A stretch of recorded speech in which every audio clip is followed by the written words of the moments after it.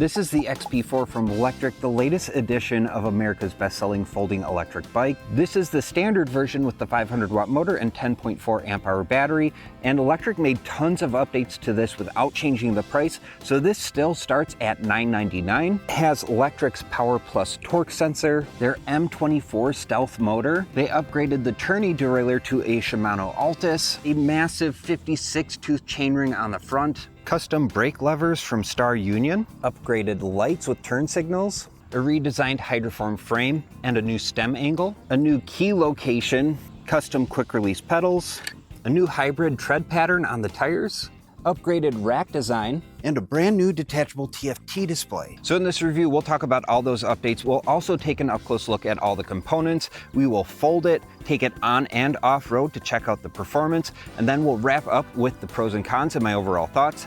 But before all that, let's take a closer look.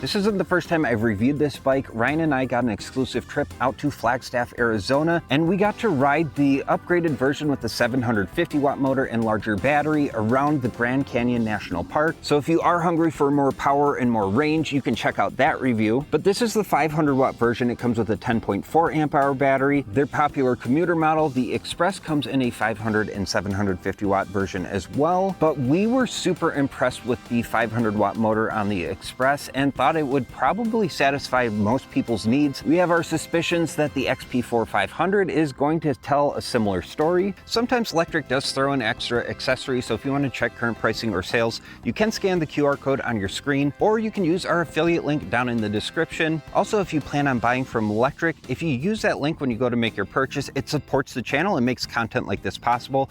Thank you so much for that support. This has an advertised weight of 62 pounds without the battery. The battery has an advertised weight of 7 pounds, and it looks like the actual weight with the batteries coming in at 68.5 pounds. So it is not the lightest folding electric bike out there, but it does fold down to a small size. We'll fold it in just a moment. You're looking at a standover height of 24 inches. You do have to pick up your leg a little bit more than the step through, of course, but it's still pretty easy to get on. The XP4 accommodates riders from 4'10" up to 6'3". I'm 6'1" with a 33-inch inseam. I can get full leg extension. The handlebars are also adjustable, so you can get that to the right height. All right, start your timers. We're gonna see how long it takes to fold the XP4.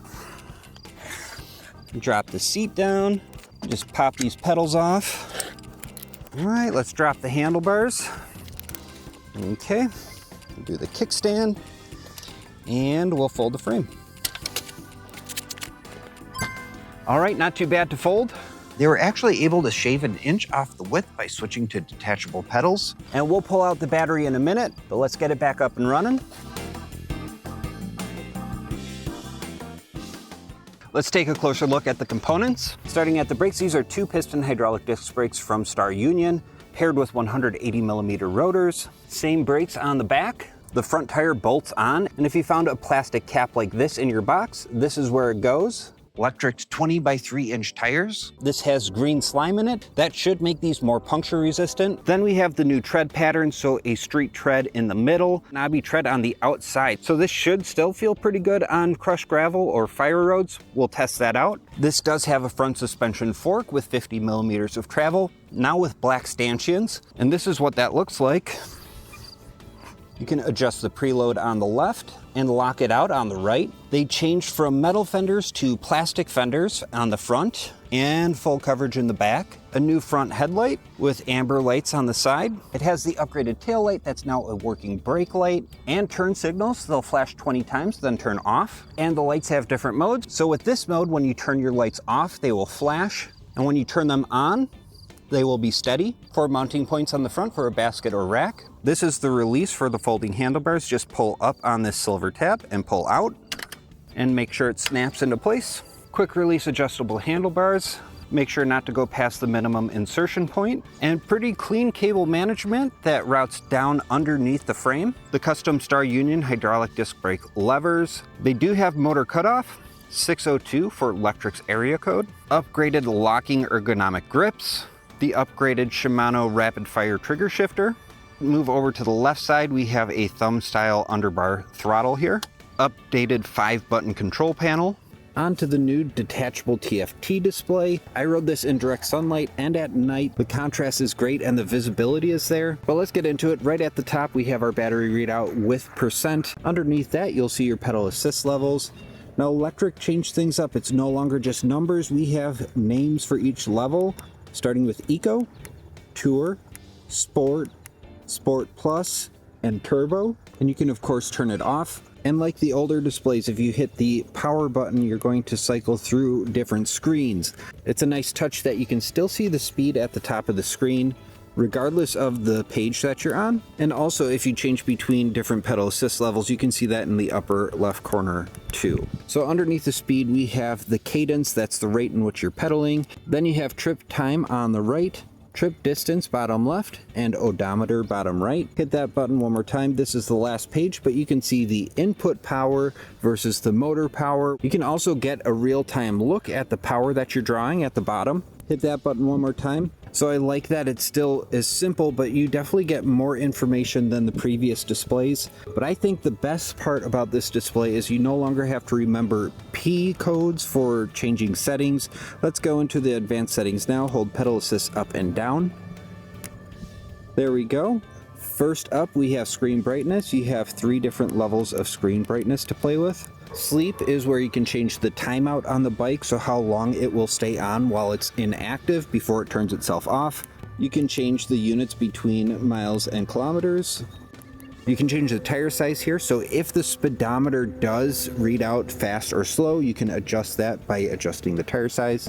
Bike classification, you have the standard 1, 2, and 3, and then you have California Class 3. That means it's a true Class 3 e-bike. It will give you the 28 miles per hour while pedaling, but it will shut off your throttle. Then you have assistance level. This is going to basically change how much power you're going to get in response to your pedaling.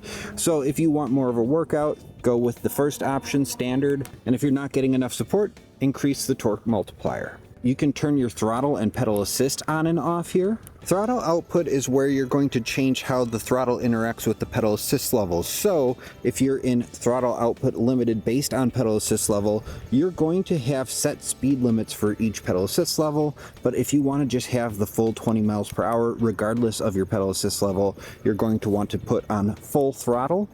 Throttle zero start is a safety feature. Basically, if you don't want your throttle to accidentally trigger when you're at a standstill, you can have it where it only activates while you're moving. I usually like to keep it here. If I'm at a stoplight, I like to use the throttle just to get up and running. You can change the walk mode speed here. You also have a couple different light mode options. You can have the lights off or turn on normally, or when the lights are off, you can have them blink, and then when you turn your lights on, they will go to solid. You can reset the odometer, and we're back to the beginning. Hold pedal assist up and down to exit the settings screen, and we're back home. Now, in order to turn the lights on, hold pedal assist up. The screen will dim. Same to turn them off. This does have a walk mode. Hold pedal assist down. And the default speed is 3 miles per hour. To use the turn signals, you have this left and right button here, and the indicators are right above the speed. And under that new display is a USB-C port for charging devices, so you can charge your phone on the go. For graphics, Lectric on the down tube, XP on the rear rack, and on the other side, Experience on top, 3 mounting points on the down tube, and then the folding mechanism for the frame. Slide the safety tab and pull out. We have a new place for the keyhole, and then up above is a cover. This is the battery's on-off switch, and then you have the charging port right here. Let's unlock this battery and check it out. You do have to fold the frame to get the battery out, so let's do that real quick. There's a handle you can pull up and then pull the battery out. This is a new and improved battery, but the same capacity, 10.4 amp hours. There's that on-off switch, and then the charging location, so you can charge this inside or on the bike. This has been tested by SGS to UL 2271 standards. The bike's electronics are tested to UL 2849 standards. It's also rated IP65 for water and dust resistance. They send a 2 amp charger with this, so expect charging times around 5 hours from empty. They did update the charging port, so it is compatible with their fast charger, so you can cut down on that charging time dramatically if you choose to upgrade to that. All of Lectric's batteries, including this one, fit inside our small waterproof fire-resistant battery bag. It's a roll-top style bag. When you roll it up, it creates a handle. You can also strap it to your rack if you want to take an extra battery along with you. So if you're looking for a safe way to store your battery, that would be my recommendation. All right, let's pop the battery back in.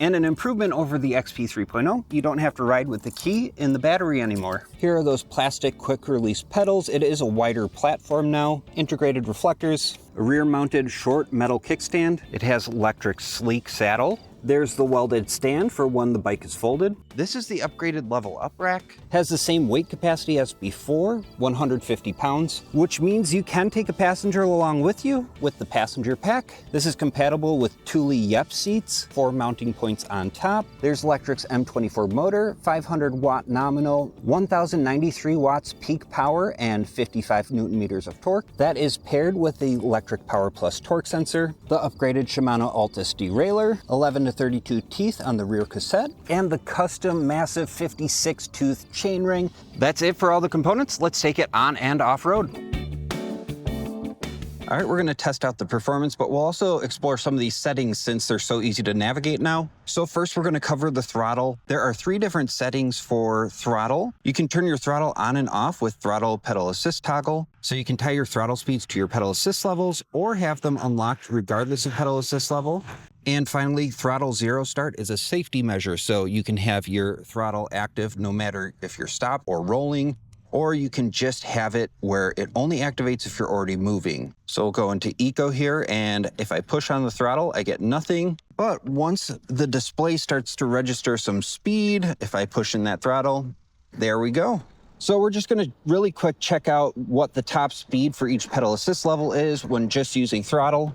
Looks like in Eco, we're holding around 13 miles per hour. Let's go to Tour. That's bringing us 1 mile per hour shy of the max speed. So I'm guessing if we go into the next level, it's going to unlock the full throttle speed. There we go. And so for me, I think it's a little bit less about speed regulation and just power regulation. You get a much more gentle takeoff as you see here in Eco. But if I stop here and go into Turbo, that is going to be a much more powerful start. And as long as we're in turbo, let's see how fast we get to the max speed here. There we go, 20 miles per hour on the GPS and the display. And one thing I notice is that this has more consistent power output as the battery drains than the XP 3.0. So I'll just really quick go through these pedal assist levels, show you what light pedaling gives you for speed and what more moderate effort gives you for speed. Here we go. And I do feel the motor support coming in right away. I'm going to shift up to second. Let's shift up to third. And barely pushing on the pedals, we are getting close to 10 miles per hour. Let me shift up one more gear here. And if I push into the pedals a little more, about 14 miles per hour is pretty doable, 14, 15. All right, let's bump up into Tour. And I'm still in 6th gear, just easily pedaling.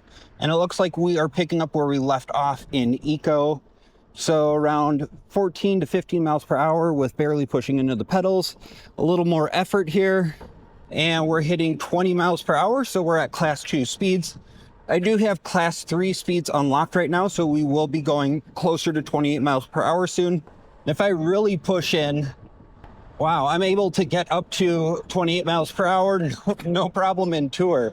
So this is what I mean when we suspect that this is going to be plenty capable for most people's needs. I'm in the 2nd pedal assist level, and it wasn't that hard to hold at the top speed.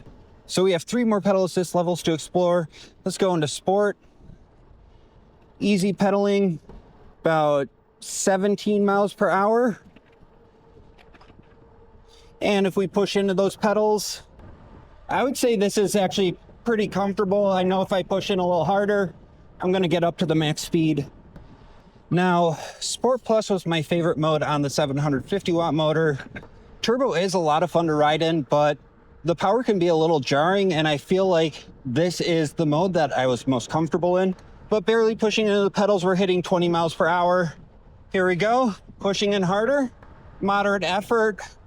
There's 27. I'm not getting winded at all. I could really pedal like this for a very long time. And since we're getting up to the max speed and all these other pedal assist levels, let's skip ahead to just starting from a stop and seeing how fast we can get to the max 28 miles per hour. Now, one thing I will note is there's still a power multiplier in here that I don't have turned on yet, so we can get actually even more power out of this. So I'll test it out without the power multiplier. I'll throw the power multiplier on then, and then I'll let you know what the difference feels like. But here we go, 4th gear, turbo, up to 28 miles per hour. Let's pedal in 3, 2, 1, here we go. Holy moly. All right, there we go. Taking off, shifting up. All right, top gear. Pushing into the pedals, there's 25, 26, 27. Pushing a little harder, there's 28. Just need it to show up on the GPS. So let's stop here, go into the settings, go down to assistance level. We're gonna do the increased multiplier. We're gonna pedal in 3, 2, 1, here we go.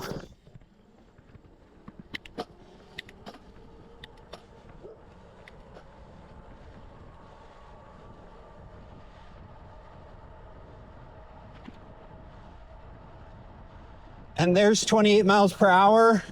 I'm barely pushing into the pedals right now. And we're holding there. So this is pretty much a cadence sensor experience. So this is capable of providing a workout or getting you from point A to B with very little effort. As we make our way over to the hill, this does have cruise control. So I'm gonna show that off really quick. And this is another reason you might wanna keep the throttle speeds tied to the pedal assist levels. What we find is trying to find that sweet spot with the throttle and holding the minus key, which is you can either use the same hand or you have to lift up a hand and move it over. It's a little awkward. So simplifying the situation by having the pedal assist levels determine your throttle speed, you can then hold down. There's cruise, and there we go. And we are coming up on the hill now. I will note the GoPro always flattens out this hill. So we'll put up a graphic so you can see what it actually looks like with some specs. There we go, turbo, holding down on throttle, about to hit the steep part of the hill. The advantage of doing a throttle only test on the hill is you're showing off what the motor is actually capable of because you're not providing any of your own effort. It's all the motor doing the work. I'm a 200-pound rider, so keep that in mind with the speed that you're seeing. It looks like on the display, I was holding right around 9 miles per hour as my low point. It was reading out as 10 on the GPS. And the incline hasn't changed at all, but it feels like the bike is trying to give even more power now. So it is pushing me up in speed a tiny bit. Just hit 10 miles per hour. It's gonna have no problems making it to the top of the hill. We're about to round out. All right, heading down the hill. We are going to pedal up it one more time. On the way down, I usually like to hit 28 miles per hour, then test out the braking performance. Here we go, 3, 2, 1, brake. Locked out the tire a bit, but no worries about braking performance. I think that this is definitely an improvement over the 3.0's brakes. Right, but I am shifting down here. We're starting back down at the bottom of the hill. Let's get into eco. And I'm just gonna quick work through these pedal assist levels. I'm going to shift if I think I can shift, and if I can't, I'll go up a pedal assist level here. So holding at 6 miles per hour in eco in first gear.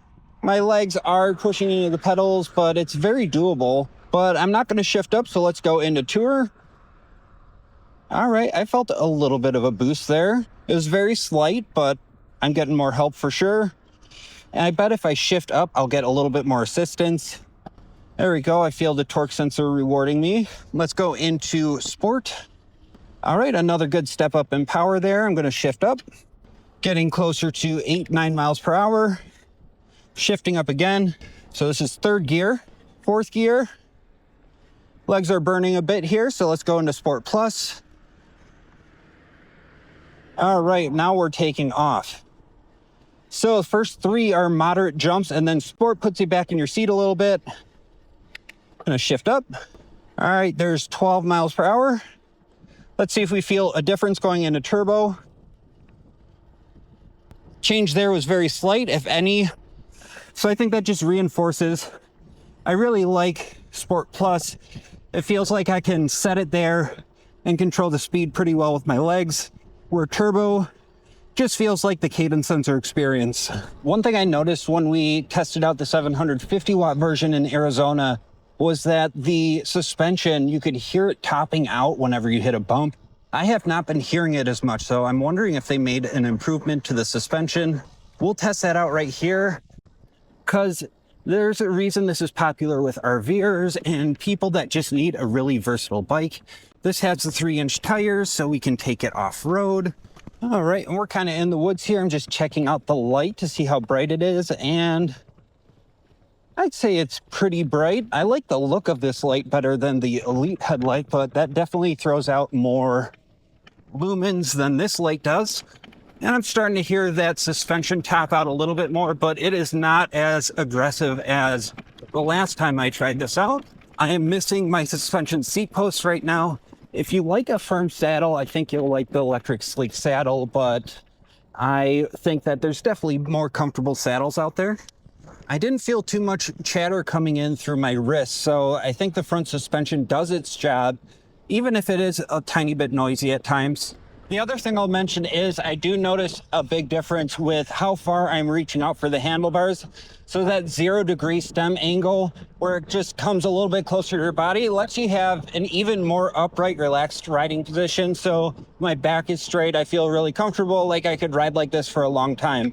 Also, the locking grips I really appreciate. I do find that the non-locking ergonomic grips on the 3.0, I have to keep twisting them back into place. So this was a really nice touch. And the last thing we'll show off here is this has the hybrid tires. So it should make riding on mixed terrain still doable, but reduce road noise. So I'm still riding on this gravel with a lot of confidence, not too worried about slipping out. And this is another just really nice perk of the new tires is I cannot hear the tires on the road. The knobby tread on the 3.0 definitely makes quite a bit more noise. So I do think that Lectric improved on this in many ways, but no electric bike is perfect. So let's throw to some third-person riding footage. I'll give you the pros and cons and my overall thoughts. So after all the riding and testing, what's my final take on the XP4? As a proud owner of an XP 3.0 with over 800 miles on it, I was genuinely excited for this launch. That excitement was justified. Lectric has delivered on exactly what they're known for, a slate of impressive and meaningful upgrades without changing the price. Let's talk about the pros, and we have to start with the ride feel, which is a night and day difference. The new motor is noticeably quieter, but the real magic is how it works with their latest Power Plus torque sensor. You can truly dial in your ride whether you want a serious workout or just an effortless cruise up a hill. The power from the battery is also much more consistent. Unlike the 3.0, the speed doesn't drop off as the battery level does. And for anyone who felt like they were ghost pedaling on the old bike, the new larger custom chainring makes pedaling at high speeds feel natural and effective. Top it all off with the drivetrain. They swapped the old Shimano tourney and that cis thumb shifter out for a Shimano Altus derailleur and a proper trigger shifter. It's a massive improvement, and it makes the entire pedaling experience feel more premium. The new TFT display is bright and clear in direct sunlight, and the advanced settings are incredibly easy to navigate. No more trying to decode P settings. Gone are the no-name hydraulic disc brakes. The custom Star Union brakes with thicker rotors feel fantastic and responsive. Even the lighting is sleeker with the new headlight with amber accents for side visibility, plus the functional brake light and turn signals. And honestly, it's the little things that I was most excited about. The key slot isn't hidden under the frame anymore, and you can actually remove the key while the bike is on. The new stem angle creates a more comfortable posture. The new hybrid tires are quieter on pavement, but still capable. And the quick release pedals have a wider, more comfortable platform. And the level up rack is even more user-friendly for accessories. Now, it's not perfect. Let's talk about the cons. First, it's still a heavy e-bike. The folding is practical for storage, but plan on using your muscles to lift it. Second, the throttle. Lectric polled their customers, and the vote between the twist grip and thumb throttle was a virtual tie. On top of that, the cruise control is awkward to use. It's hard to modulate the speed, and since the pedal assist controls are on the left side, that means taking one hand off the handlebars or trying to press the throttle and the cruise button with the same hand. We recommend keeping the throttle speed tied to the pedal assist levels if you want an easier time regulating speed. Also, an update on the front suspension. When we reviewed the 750 watt version, you could hear an audible clack as the suspension topped out. It seemed much better here, but I could still hear it occasionally. And my final nitpick, the kickstand's narrow foot still sinks into soft ground. So who is the Lectric XP for?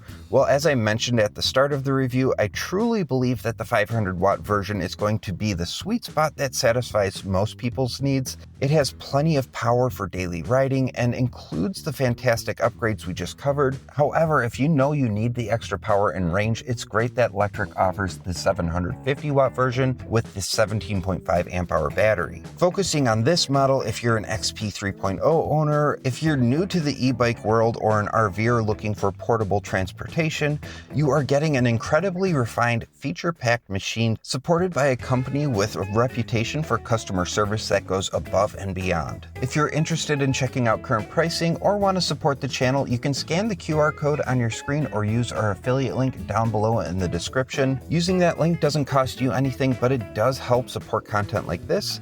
Thank you so much for that support, and drop a comment down below and let me know what you think. Are you an XP3 owner who's convinced by these upgrades, or is the switch to a thumb throttle a deal breaker for you? Let's talk about it in the comments. Thanks for watching, ride safe, and I'll see you in the next one.